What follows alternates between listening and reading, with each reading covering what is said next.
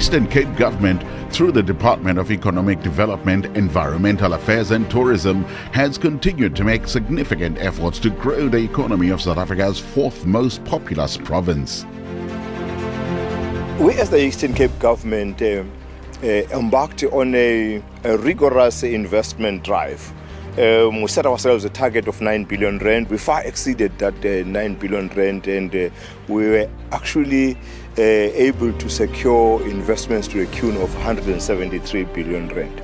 Now, this achievement is a result of a collaboration and partnership between the Eastern Cape Government on the one hand and the private sector on the other hand, as well as the government entities.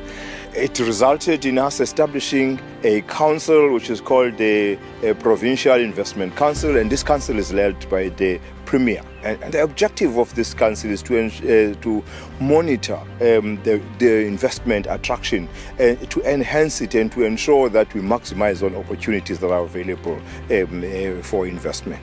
But also we have bolstered it by establishing a fund called the Economic Development Fund and set a seed funding of 100 million rand. And this fund is supposed to help the investment drive into ensuring that there is industrial development and economic growth and the creation of jobs in the province.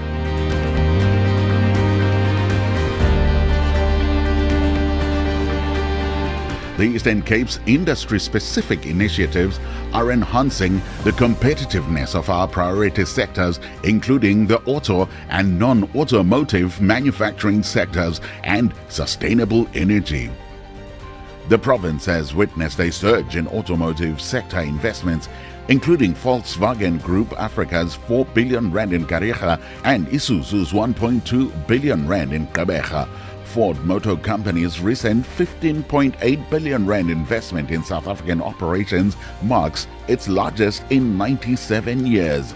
These investments demonstrate confidence in the province and good coordination by DEDEAT, working with various stakeholders and with support from our entity, the Automotive Industry Development Centre Eastern Cape.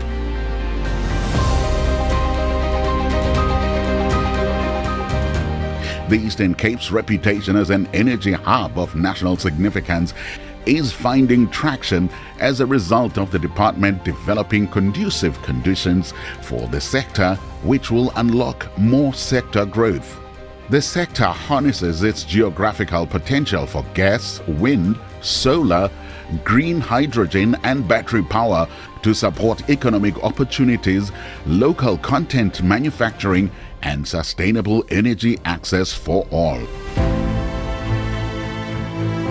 Playing a major role in attracting investments are the province's award-winning special economic zones, the East London and Guga SEZs, and the Eastern Cape Development Corporation. The highly successful Guga SEZ and its award-winning investor formula continues to deliver results for its investors, Gqeberha and the Eastern Cape. We settled in Guga because of the well-developed infrastructure. The security, electricity, water supplies has never been an issue for us. That has set Guga aside from many other locations within the country. All our imports that we are receiving, we get around 400 to 700 containers in a year. That is import containers. We also do exports for Mondelez, which to the African countries, to Mauritius, the Seychelles, and so forth. Especially looking at your import containers, taking it from that aspect, is that if you have between 400 and 700 containers coming in, we're looking at our distance. Current distance should be about 2.5 kilometers away, and we're getting in between 400 and 700 containers a year, so the turnaround of containers are much quicker. The bustling hub of the East London IDZ witnessed 41 investors pouring 8 billion rand into local content localization. Most investments are linked to Mercedes-Benz's C-Class project. We are Evo East London. We produce injection molding plastic parts for Mercedes-Benz, IAC Yangfeng and other automotive tier 1 suppliers. EBO is located in the ELIDZ, which is the world-class facility housed in the world-class building in excellent logistics supply park, also in close proximity to Mercedes-Benz, as well as our tier 1 suppliers, IAC, Yangfeng, they're all around.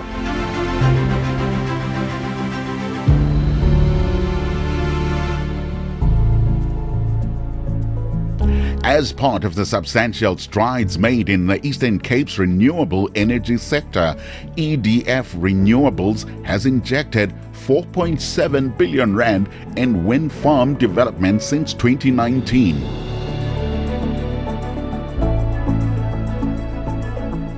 The province has experienced significant domestic tourist growth, averaging 5.8 million trips per year. The Eastern Cape Parks and Tourism Agency's efforts, which are responsible for promoting tourism in the province, have also resulted in the province becoming a preferred location for major business and leisure events. The Kwanobuhle Spa in Kariega is one of 515 businesses that received 188.5 million rand in loans from the ECDC between 2019 and 2024. This business received funding from the ECDC, the province's development financier, for working capital, including purchasing stock. In the area, we created about 55 jobs. 85% of those jobs created are the local people. They're coming from here, raw, we train them. Fortunately for you, you will see the shop, the level and the standard of the shop because of the intervention from ECDC.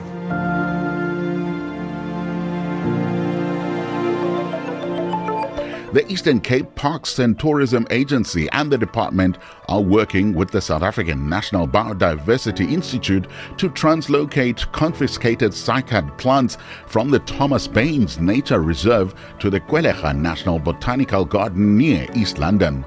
The reserve will help to establish gene banks and ex situ collections for conservation, research and education. We are here to conserve the flora of the Eastern Cape.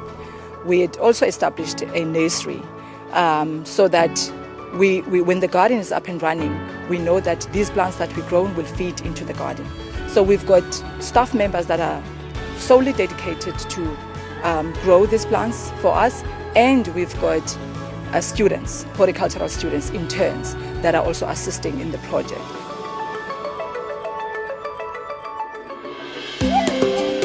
The Eastern Cape is the second largest hunting destination in South Africa, generating 259 million rand through international hunters. The department registered or licensed about 270 licensed professional hunters and hunting outfitters. The department developed 4 estuarine management plans for priority and highly impacted estuaries. That's the Swartkops, Kawi, Kiniga and Jolomga estuaries.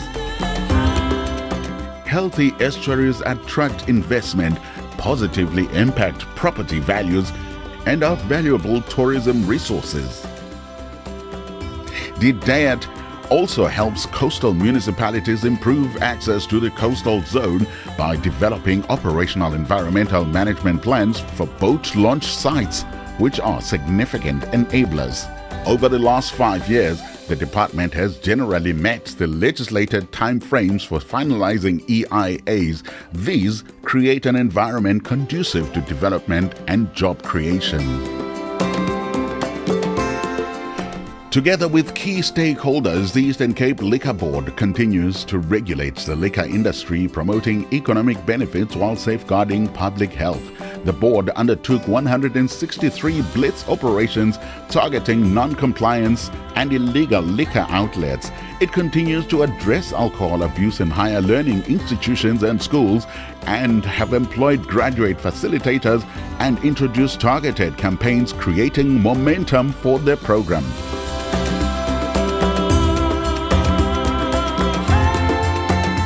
The Eastern Cape Gambling Board regulates and enforces laws to foster a socially responsible gaming industry in the Eastern Cape.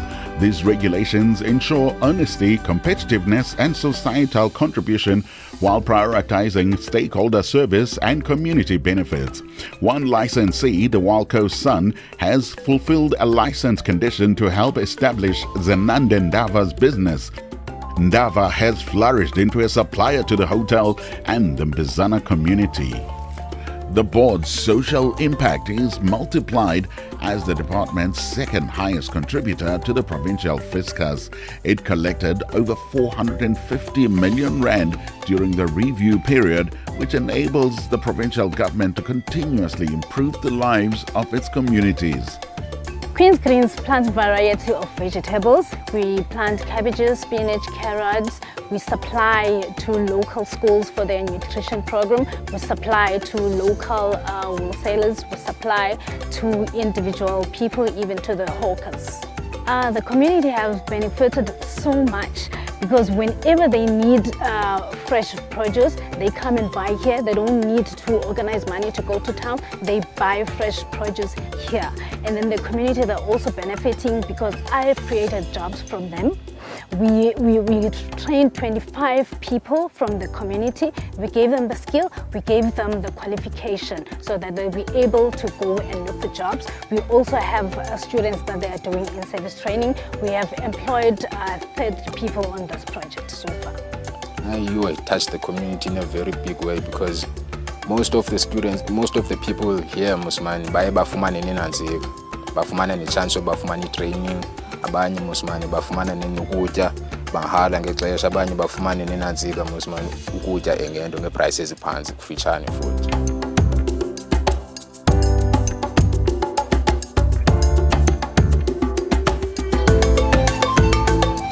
Despite the challenges, growth is evident. Billions of rands have been injected into the economy, thousands of jobs have been created, huge tracts of the environment have been conserved, and thousands of distressed and small businesses have been assisted.